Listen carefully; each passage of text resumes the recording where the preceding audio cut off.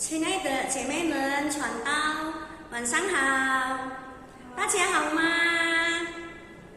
感谢主，今天晚上我们再有机会来聚会我们的姐妹会，聚会也就要开始，我们大家来低头默祷一杯心。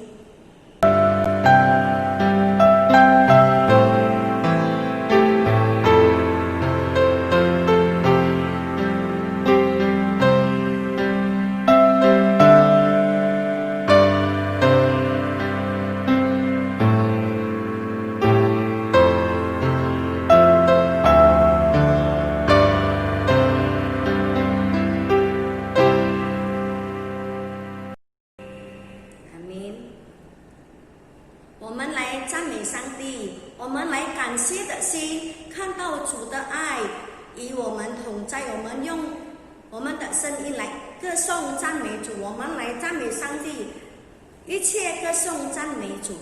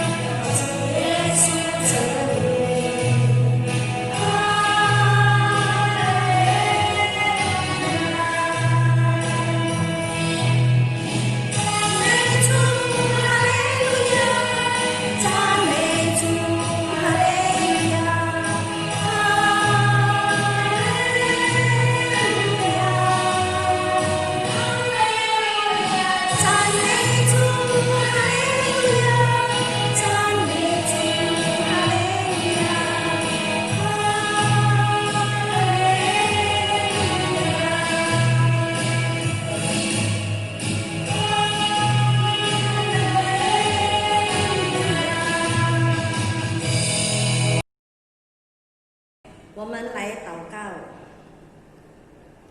爱我们的天父上帝，谢谢你，谢谢你的双手保护了我们，给我们平安过了一天比一天的时间。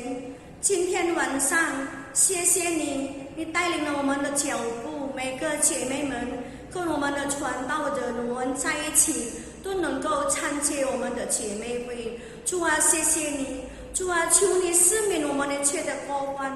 主啊，多少时候我们有得罪了你，多少时候我们得罪了我们弟兄姐妹。主啊，到这样的情况的时候，我们还没有忠心在主的面前。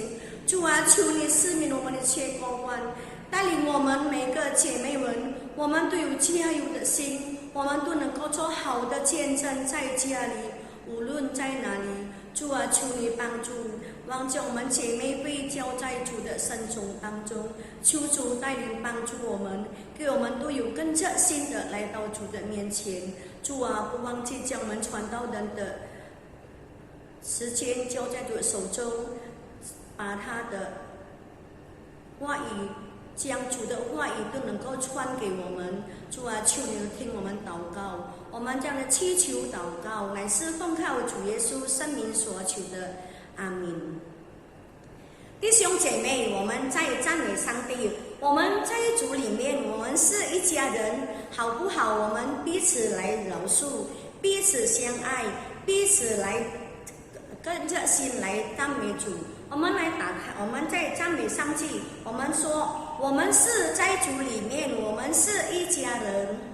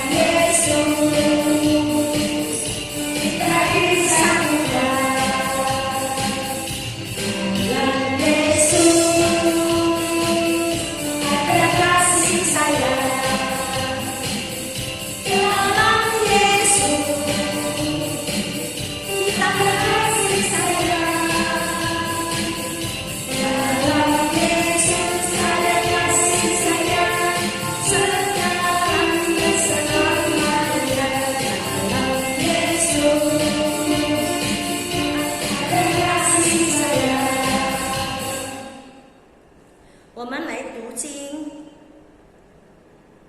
我们来看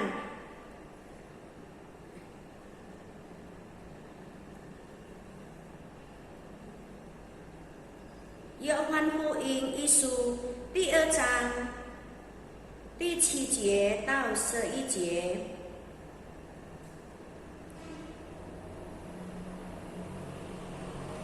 我们来看约翰一书第2章第7节到11节。亲爱的弟兄啊，我写给你们的不是一条新命令，乃是你们从起初所受的旧命令。这旧命令就是你们所听见的道。在这，我写给你们的是一条新命令，在主是真的，在主你们也是真的，因为黑暗渐渐过去，真光已经照耀。人若说自己在光明中，却恨他的弟兄，他到如今只是在黑暗里。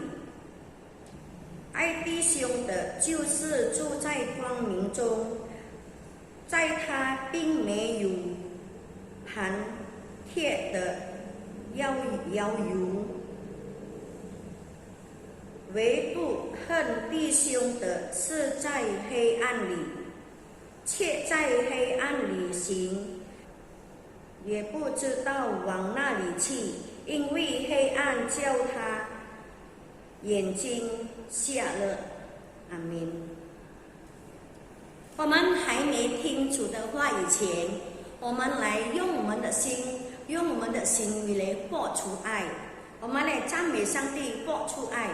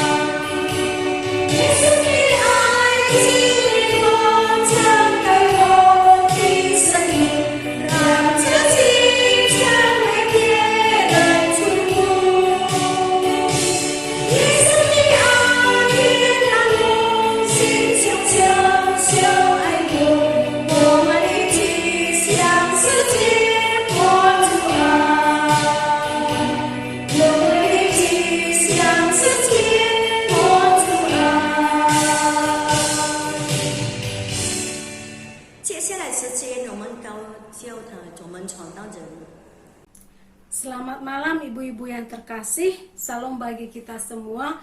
Kita bersyukur pada malam hari ini Tuhan masih memberikan kita kesempatan untuk boleh berkumpul walaupun di rumah kita masing-masing, namun kita masih tetap bisa memuji dan menyembah Tuhan kita. Mari ibu-ibu, sebelum kita mendengarkan firman Tuhan, mari kita satukan hati dan pikiran kita di dalam doa. Mari kita berdoa. Bapa kami yang di dalam surga, kami sungguh bersyukur kepadamu Tuhan. Kesempatan yang terindah Engkau berikan kepada kami pada saat malam hari ini untuk boleh memuji Tuhan dan mendengarkan renungan firman Tuhan. Kami memohon pertolongan-Mu Tuhan, pimpinlah kami dari awal hingga pada akhirnya. Kuasai hati dan pikiran kami, ajar kami untuk mengerti dan mampukan kami untuk melakukan firman-Mu di dalam kehidupan kami sehari-hari. Terima kasih Tuhan Yesus, berkatilah kesempatan yang indah ini. Di dalam nama Tuhan Yesus Kristus, kami sambut berkat-Mu dengan penuh ucapan syukur. Amin. Baiklah ibu-ibu yang terkasih, firman Tuhan kepada kita pada saat malam hari ini, saya ambil dari 1 Raja-Raja pasal 19 ayat 9 sampai ayat yang ke-15.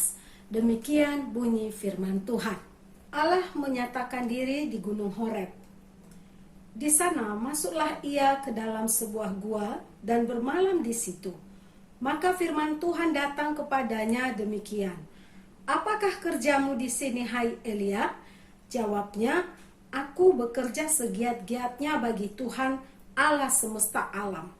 Karena orang Israel meninggalkan perjanjianmu, meruntuhkan mezbah-mezbahmu, dan membunuh nabi-nabimu dengan pedang. Hanya aku seorang dirilah yang masih hidup, dan mereka ingin mencabut nyawaku. Lalu firman-Nya, keluarlah dan berdiri di atas gunung itu di hadapan Tuhan. Maka Tuhan lalu, angin besar dan kuat yang membelah gunung-gunung dan memecah-mecahkan bukit batu mendahului Tuhan. Tetapi tidak ada Tuhan dalam angin itu. Dan sesudah angin itu, datanglah gempa, tetapi tidak ada Tuhan dalam gempa itu. Dan sesudah gempa itu, datanglah api, tetapi tidak ada Tuhan dalam api itu. Dan sesudah api itu, datanglah bunyi angin sepoi-sepoi basah. Segera sesudah Elia mendengarnya, ia menyelubungi mukanya dengan jubahnya, lalu pergi keluar dan berdiri di pintu gua itu. Maka datanglah suara kepadanya yang berbunyi, apakah kerjamu di sini, hai Elia? Jawabnya, aku bekerja segiat-giatnya bagi Tuhan Allah semesta alam, karena orang Israel meninggalkan perjanjianmu, meruntuhkan mezbah-mezbahmu, dan membunuh nabi-nabimu dengan pedang. Hanya aku seorang dirilah yang masih hidup, dan mereka ingin mencabut nyawaku. Firman Tuhan kepadanya, pergilah kembali ke jalanmu, melalui padang gurun ke Damsyik, dan setelah engkau sampai, engkau harus mengurapi Hazael menjadi raja atas Aram. Pernahkah ibu-ibu merasa Tuhan itu sangat jauh? Pernahkah ibu-ibu merasakan bahwa Tuhan itu sepertinya tidak dekat? Kita berdoa, tapi Tuhan tidak mendengar. Kita terus memohon, seolah-olah Tuhan tidak peduli. Lalu kita bertanya, di manakah engkau Tuhan? Ibu-ibu yang terkasih di dalam nama Tuhan Yesus, saya sendiri pernah berada pada titik terendah seperti itu. Saya memiliki perasaan bahwa Tuhan seolah-olah terasa jauh. Di mana pada saat itu, Bapak kami dalam keadaan sakit. Dan kami memohon kepada Tuhan supaya Tuhan memulihkan beliau. Tapi ternyata apa yang terjadi? Tidak seperti yang diharapkan. Bapak saya bukan malah sembuh, tetapi Bapak saya pulang ke surga. Ibu-ibu yang terkasih di dalam nama Tuhan Yesus, tentu saja ibu-ibu juga pernah memohon sesuatu, tapi seolah-olah Tuhan tidak menjawab. Seolah-olah Tuhan tidak peduli, dan seolah-olah Tuhan tidak segera bertindak untuk menolong. Masih lumayan kalau seperti itu. Tapi kadang-kadang justru yang terjadi malah sesuatu hal yang tidak kita harapkan. Yang terjadi malah jauh lebih berat dari sebelumnya dan lebih menyakitkan. Ini sesuatu hal yang membuat kita tertekan. Ibu-ibu yang terkasih di dalam nama Tuhan Yesus, perasaan yang sama pernah dialami oleh Elia. Elia pernah berada pada titik terendah. Elia pernah merasa Tuhan tidak menyertai dia. Tuhan tidak mendengar dia. Tuhan tidak menolong dia. Seolah-olah dia berjalan sendiri. Seolah-olah dia sendiri tanpa ada siapa-siapa. Ibu-ibu yang terkasih di dalam nama Tuhan Yesus, padahal kita tahu sendiri siapa Elia. Elia pernah mengadakan pertarungan dengan 400 Nabi Baal. Dan dia pernah membunuh Nabi-Nabi Baal itu. Bukan sesuatu hal yang mudah bagi Elia untuk melakukan hal ini. Nabi-Nabi Baal mati, dibunuh oleh Elia. Dan dia merasa menang. Karena memang Tuhan yang menyertai dia. Tuhan yang memampukan dia. Sehingga dia bisa memenangkan pertarungan dengan Nabi-Nabi Baal tersebut. Berita kematian Nabi Baal sampai kepada Ratu Izebel. Apa yang terjadi setelah sampai kepada Ratu Izebel? Pada waktu berita itu disampaikan kepada Ratu Izebel, Ratu, nabi-nabimu, 400 nabimu telah dibunuh oleh Elia. Ratu Izebel ini sangat marah sekali. Dan dia mengancam Elia. ia mau membunuh Elia. Lalu dia menyuruh orang untuk memberitahu kepada Elia bahwa dia akan segera membunuh Elia sebagai balasan dari perbuatannya. Maka Izebel menyuruh seorang suruhan kepada Elia untuk menyampaikan sesuatu hal yang penting. Apakah itu? Pesannya demikian. Beginilah kiranya para Allah menghukum aku, bahkan lebih lagi daripada itu. Jika besok, kira-kira pada waktu ini, aku tidak membuat nyawamu sama seperti nyawa salah seorang dari mereka itu. Ibu-ibu yang terkasih, setelah Elia mendengar itu, apa yang terjadi? Elia pergi melarikan diri ke tempat yang sangat jauh. Dia membawa bujangnya, ikut lari bersama dengan dia. Tetapi sampai di Betseba, daerah Yehuda, di situ Elia meninggalkan bujangnya. Tapi dia sendiri meneruskan perjalanan selama 1 hari perjalanan jauhnya. Sangat jauh, 1 hari perjalanan. Dia pergi meninggalkan bujangnya. Dan setibanya di suatu tempat, disitulah Elia berbaring. Dia berbaring di bawah pohon aral. Elia meminta kepada Tuhan supaya dia mati saja. Dia berkata apa, ibu-ibu? Dia berkata demikian kepada Tuhan. Cukuplah itu. Sekarang ya Tuhan, ambillah nyawaku, sebab aku ini tidak lebih baik dari nenek moyangku. Malaikat Tuhan datang membawa makanan untuknya. Lalu malaikat Tuhan itu menyentuh dia dan berkata, bangunlah, makanlah. Tapi Elia hanya melihat makanan itu, lalu dia berbaring kembali tidur. Untuk yang kedua kalinya, malaikat kembali menyentuh dia dan berkata, bangunlah, makanlah, karena perjalananmu masih jauh. Dan akhirnya Elia pun makan, ibu-ibu. Dan dengan makanan itu, dia bisa menempuh perjalanan 40 hari, 40 malam. Luar biasa, ibu-ibu. Makanan yang dibawa malaikat itu memberikan dia kekuatan. Ibu-ibu yang terkasih di dalam nama Tuhan Yesus. Tapi apa yang terjadi? Hati Elia masih galau, masih sedih. Dia masih mengasihani diri. Dia masih merasa bahwa dia sendiri. Tidak ada yang peduli. Tidak ada yang mengerti kepadanya. Dan akhirnya dia lari lebih jauh lagi dan bersembunyi di dalam gua. Dalam ayat yang ke-9, firman Tuhan katakan bahwa di sana masuklah Elia ke dalam gua dan bermalamlah ia di situ. Maka firman Tuhan datang kepada Elia, bertanya kepada Elia, apakah kerjamu di sini, hai Elia? Apa jawab Elia? Apakah dia jujur mengatakannya, Tuhan, aku nggak ada kerjaan di sini. Aku lari ke tempat ini, bersembunyi di dalam gua ini. Apa jawab Elia? Jawabannya tidak menjawab pertanyaan. Dia berkata bahwa aku bekerja segiat-giatnya bagi Tuhan Allah semesta alam. Aku bekerja segiat-giatnya bagi Allah semesta alam. Elia mengungkit jasa-jasanya.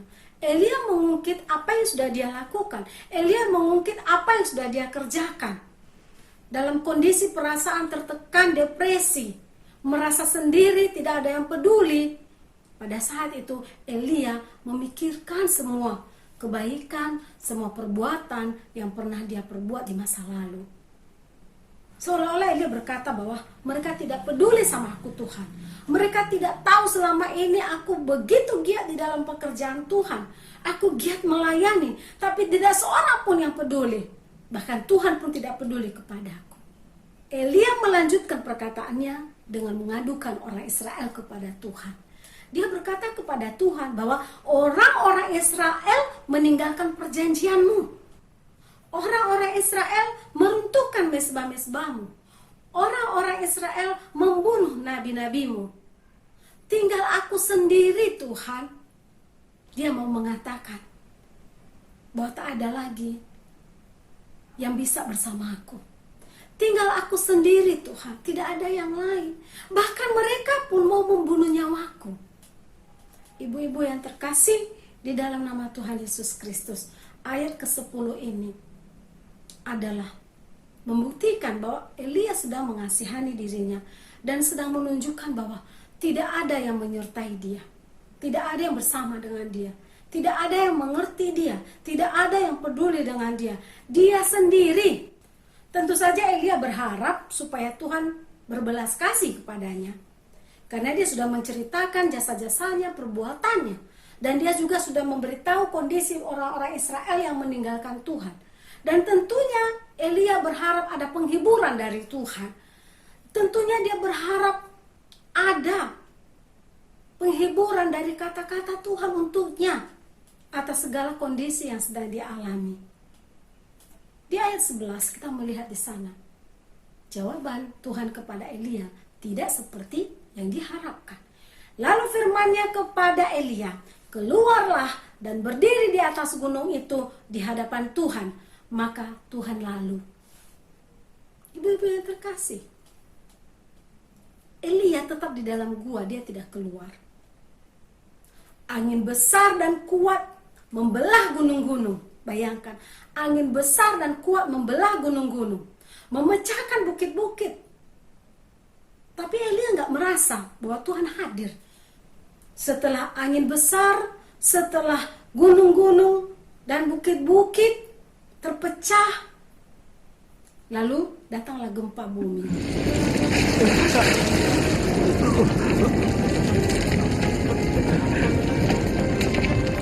Dan sesudah gempa itu, apa yang terjadi? Api.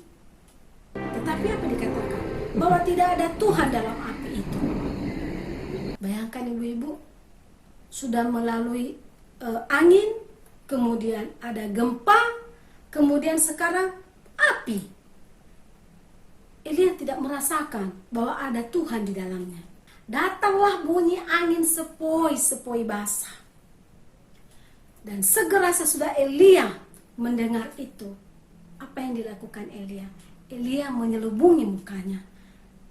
Ia mengambil jubahnya dan menutup mukanya. Lalu ia pergi keluar dan berdiri di pintu gua. Kenapa dia menutup mukanya dengan jubahnya? Saya yakin karena dia melihat kemuliaan Allah. Dia tidak sanggup melihat itu karena mata manusia yang penuh dosa tidak mampu melihat kemuliaan Allah. Dia menutup mukanya. Dia berdiri di pintu gua itu. Maka datanglah suara kepadanya, kembali bertanya, apakah kerjamu di sini, hai Elia? Apa kerjamu di sini, hai Elia? Apa jawab Elia, ibu-ibu yang terkasih? Sekali lagi, dia menjawab hal yang sama seperti yang dia jawab di ayat yang ke-10 tadi. Dia berkata bahwa Tuhan, aku bekerja kepadamu segiat-giatnya. Dia mengungkit kembali pekerjaan yang sudah dia lakukan. Lalu dia mengadukan orang Israel.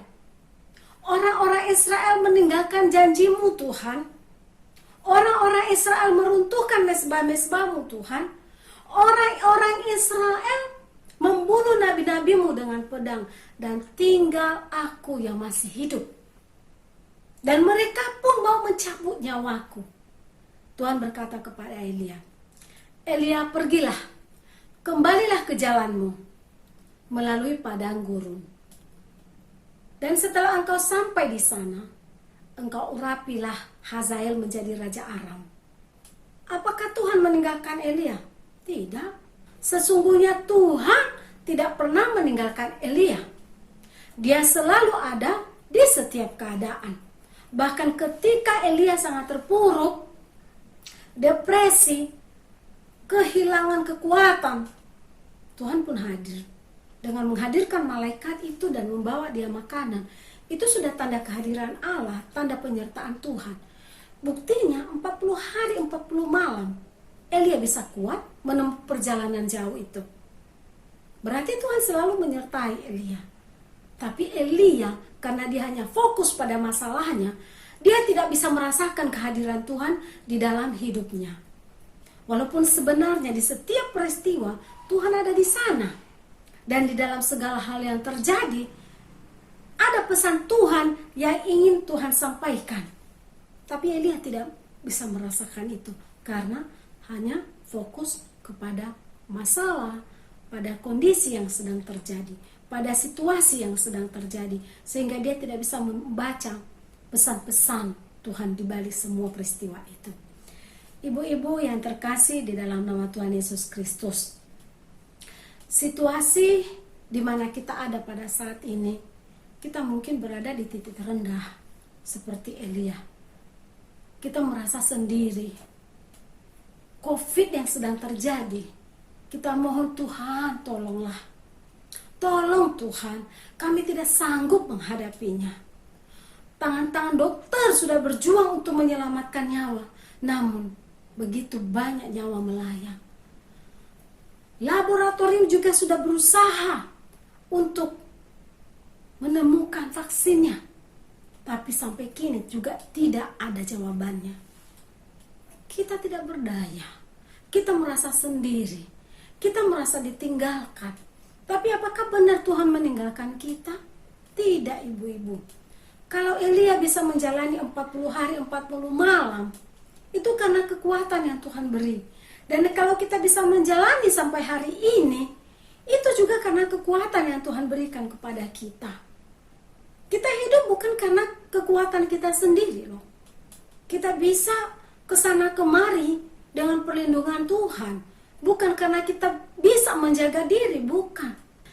Ibu-ibu yang saya kasihi di dalam nama Tuhan Yesus, kita harus ingat bahwa sesungguhnya Tuhan tidak pernah meninggalkan kita. Dia selalu ada di setiap keadaan kita. Di setiap peristiwa, Tuhan juga ada di sana. Dan di dalam segala hal yang terjadi, ingat ada pesan Tuhan yang ingin disampaikan kepada kita. Jangan kita biarkan berlalu begitu saja. Karena Tuhan selalu menyampaikan sesuatu hal. COVID yang sedang terjadi, di dalamnya juga ada pesan. Pesan untuk kita, untuk lebih sungguh-sungguh mencari Tuhan. Untuk lebih sungguh-sungguh setia kepada Tuhan sampai pada akhirnya. Elia tidak ditinggalkan Tuhan, walaupun Elia merasa sendiri. Tetapi fakta, Tuhan tidak pernah meninggalkan Elia. Kiranya Tuhan Yesus yang selalu menopang dan menguatkan kita, dan selalu berpikir positif bahwa Tuhan selalu bersama kita. Amin. Mari kita berdoa. Terima kasih Tuhan Yesus, firman Tuhan yang sudah kami dengarkan. Kami harus akui kadang-kadang kami berada di titik terendah seperti yang dialami oleh Elia. Ada kalanya kami merasa bahwa kami sendirian, tidak ada yang peduli, tidak ada yang mengerti. Tetapi melalui firman Tuhan yang kami renungkan, kami melihat bahwa Allah hadir di setiap keadaan. Tolonglah kami Tuhan, berikan mata rohani yang peka, sehingga kami bisa merasakan kehadiran Tuhan di setiap peristiwa. Terima kasih Tuhan Yesus, kami serahkan hidup kami ke dalam tangan-Mu. Di dalam nama Tuhan Yesus Kristus kami berdoa dan mengucap syukur. Amin. 感谢上帝，我们已经听主的话语了。现在我们来赞美上帝，我们已经得到了从主的喜乐，我们应该将我们的喜乐传给我们弟兄姐妹。我们来赞美上帝，pujian dari surga。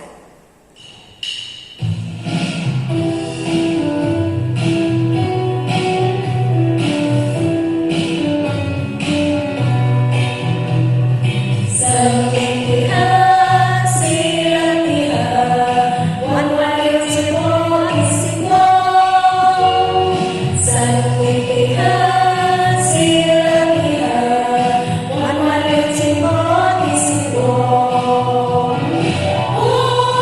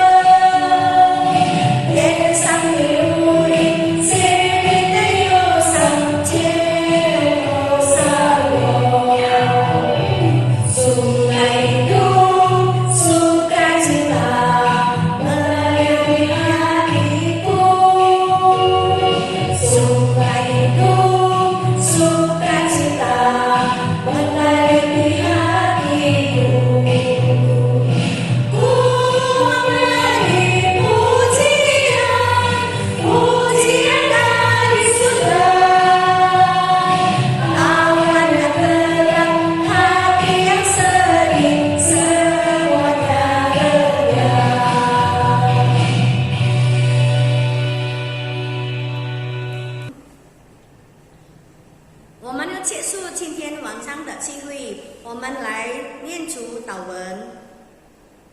我们在天上的父，愿人都尊你的名为圣，愿你的国降临，愿你的旨意行在地上，如同行在天上。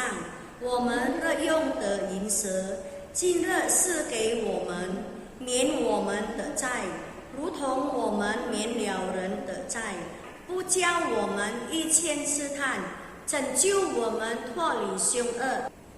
因为国度、权柄、荣耀，全是你的，直到永远。阿们。愿主耶稣基督的恩惠、天父上帝的慈爱、圣灵的感动与交通，常与我们众人同在，从今时直到永远。Kiranya kasih karunia Yesus Kristus dan kasih sayang dari Allah Bapa serta persekutuan dengan Roh Kudus senantiasa menyertai kita dari saat ini sampai selama-lamanya. Amin. 我们来默祷散会，姐妹们，下个礼拜再见，加油！